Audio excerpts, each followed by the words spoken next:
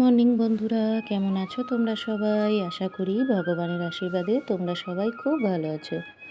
আমরাও খুব ভালো আছি। তো দেখো কি পরিমাণ বৃষ্টি হচ্ছে। হয়তো তোমরা জানো যেখানে যেখানে বৃষ্টি হচ্ছে খুব বাজে পরিস্থিতি। তো প্রচণ্ড গরম, আবার যখন বৃষ্টি হচ্ছে কন্টিনিউ হয়েই যাচ্ছে। তো যাই হোক, কিছু করার নেই, এর মধ্যে দিয়েই চলতে হবে। তো সকাল সকাল উঠে আমি আমার নিত্যদিনের কাজে লেগে পড়েছি। সত্যি কথা বলতে এইভাবে বৃষ্টি হতে থাকলে মনটাও ভালো লাগে না। মানে চারিদিকে জল জল, বাইরের কাজ করা যায় না, বাসনপত্র মাজা ধোয়া, কাপড় জামা ধোয়া কাচা সব হলেও মেলা যায় না, শুকানো যায় না। মানে সে অদ্ভুত রকম একটা সমস্যা। সামনেই দুর্গাপুজো আসছে, জানি না কি হবে, বেরোনো যাবে কি না। এত কেনাকাটা, এত আনন্দ, কি হবে ভগবান জানে।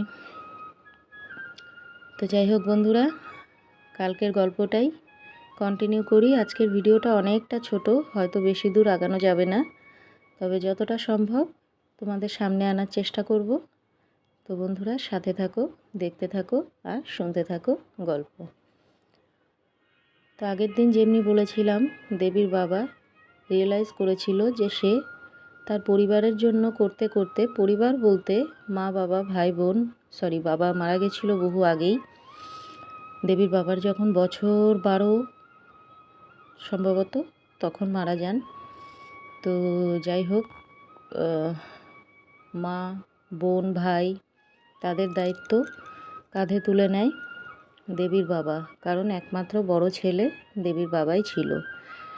তো বিয়ের পর তার স্ত্রী এবং মেয়ে হওয়ার পর সেই অনুযায়ী যখন সে তাদের কথা চিন্তা না করে পরম্পরা বজায় রেখে মা বোন ভাই তাদের জন্য ভেবে চলেছে, এবং তাদের থেকে ফলস্বরূপ ভালোর থেকে খারাপটাই বেশি পেয়েছে। এক পরিবার থেকে একটা মেয়ে আসার পর তাকে যদি অ্যাকসেপ্ট না করা হয় সেইভাবে, তো সেই মেয়েটার জন্য যথেষ্ট কষ্টকর। এই জিনিসগুলো যখন দীর্ঘদিন ঘটেছে, হয়তো দেবীর বাবা এটা দেখেছে বা সেই অনুযায়ী কিছু ভাবেনি যে পরিবারে তো এমনটা ঘটেই। যাই হোক, যখন সে ফাইনালি এই অবস্থাটা অনুভব করতে পারে, তখন থেকে সে ঠিক করে, হ্যাঁ আমার তো এখন দুটো মেয়ে, আমাকে এখন অবশ্যই তাদের জন্যও চিন্তা করতে হবে। কিন্তু সে কখনোই তার বাকি যে পরিবারের সদস্য তাদেরকে একা ছেড়ে দেয়নি। শেষ পর্যন্ত সে সবাইকে সাপোর্ট করে গেছে সমানভাবে, দায়িত্ব কর্তব্য যা যতটা করার। এদিকে দেবীর পড়াশোনা খুব সুন্দরভাবে চলছে, যথেষ্ট ভালো স্টুডেন্ট হিসাবে সে পরিচয় দিয়েছে। ক্লাস 5-এ যখন দেবী চান্স পেয়ে যায় হাই স্কুলে যাওয়ার জন্য, তো তার মা বাবা পরিবারের সবাইয়ের যথেষ্ট আনন্দ, খুব খুশি হয়েছিল তারা, একমাত্র রিঙ্কুদি অর্থাৎ দেবীর পিপির মেয়ে ছাড়া। কারণ তার পড়াশোনা ওইখানেই স্টপ হয়ে গেছিল, সে আর কন্টিনিউ করেনি।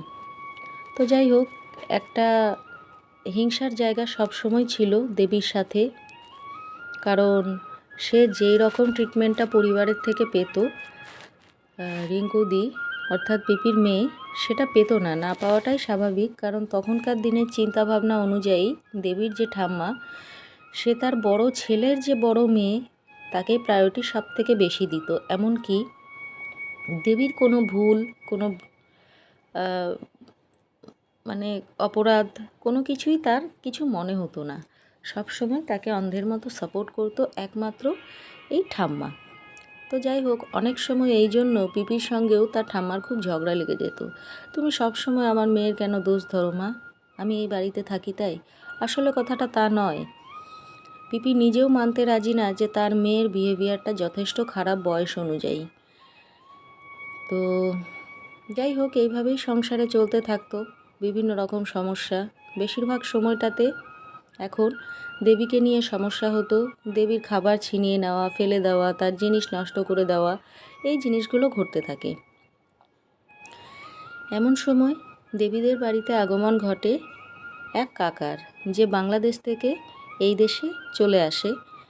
সে হলো দেবীর যে ঠাম্মা তার ভাইয়ের ছেলে, মানে দেবীর বাবার মামাতো ভাই। তো যাই হোক, সে এখানে চলে আসে। চলে আসার পর কোনো রকম কাজে ঢুকে যায়। দেবীর বাবা তাকে একটা চানাচুরের ফ্যাক্টরিতে ঢুকিয়ে দেয়, যে অন্তত কোনো কাজের মধ্যে থাকুক, নইলে প্রথম এসছে, বাজে সঙ্গে মিশে যাবে বা যাই হোক খারাপ হয়ে যাবে ছেলেটা। তার বাড়িতে প্রচুর ছিল, ইভেন এখনও তার আর্থিক অবস্থা যথেষ্ট ভালো, তা সত্ত্বেও জানি না কেন এটাই সবাইয়ের অবাক লেগেছে যে বাংলাদেশে তার এত কিছু থাকা সত্ত্বেও সে কেন বড় পিসির বাড়িতে চলে এলো।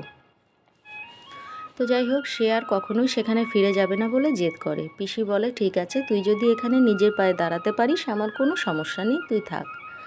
তো এইভাবেই চলতে থাকে। একসময় আসে দেবীর জন্মদিন। তো দেবীর জন্মদিন এলে খুব বড় করে সেলিব্রেশন হয় না, কিন্তু যতটা সম্ভব সবাই মিলে তার জন্য যতটা সম্ভব আয়োজন করার চেষ্টা করে। এই জন্মদিনে তার মামা, মাসি সবাই আসে। মাসি তার জন্য নতুন ড্রেস, কেক, যা যা প্রয়োজন, গিফট সব কিছু নিয়ে আসে। কারণ প্রথমবার তার জন্মদিন একটু ভালোভাবে সেলিব্রেট করা হচ্ছে। অন্যান্যবার মা একটু পায়েস করে দিত, একটু লুচি করে দিত, মাথায় ধান দুব্বা দিয়ে দিত, ব্যাস এটুকুই। দেবী এই বছর ভীষণ খুশি। এদিকে দেবীর যে পিপির মেয়ে, সে ভীষণ পরিমাণ অস্থিরতায় ভুগছে, কেন ওর জন্মদিন পালন করা হচ্ছে, আমার তো কখনো হয় না। তো তার জন্যও করা হয় না বলা ভুল। দেবীর যে বাবা, সে প্রত্যেক বছর দুর্গা পুজোতে এবং পয়লা বৈশাখ আর তার জন্মদিন, এই 3টে দিনে তাকে নতুন জামা দেওয়া বা 12 মাসই তার কি লাগবে না লাগবে, ভালো লাগা সব কিছুর খেয়াল রেখে আসছে। কিন্তু কিছু স্বার্থপর হয়তো জন্ম থেকেই তাদের পরিচয় পাওয়া যায়। তো যাই হোক, এইভাবেই চলতে থাকে। তো দেবীর যে দিদা, সেও আসে এই জন্মদিনে। এবং খুব আশ্চর্যের ব্যাপার যে দেবীর মায়ের সঙ্গে দেবীর ঠাম্মার যতই খারাপ ব্যবহার থাকুক, খারাপ সম্পর্ক থাকুক, দেবীর যে দিদা, তার সঙ্গে দেবীর ঠাম্মার খুব ভালো সম্পর্ক।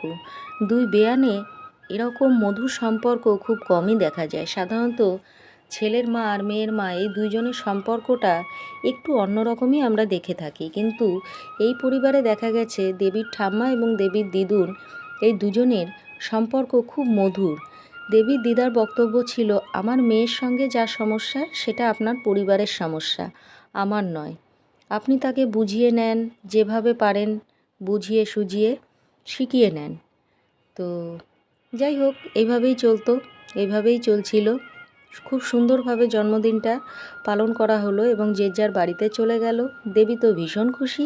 পরের দিন সে তার স্কুলে গিয়ে তার বান্ধবীদের তার পাওয়া গিফটগুলো দেখাবে এবং জন্মদিন সম্বন্ধে বলবে। তো বন্ধুরা, আজকের ভিডিওটা অনেকটা ছোট ছিল, তাই আমি গল্পটা বেশি দূর টানতে পারলাম না। তো আগামী ভিডিওতে চেষ্টা করব তোমাদের আর একটু বেশি করে শোনানোর।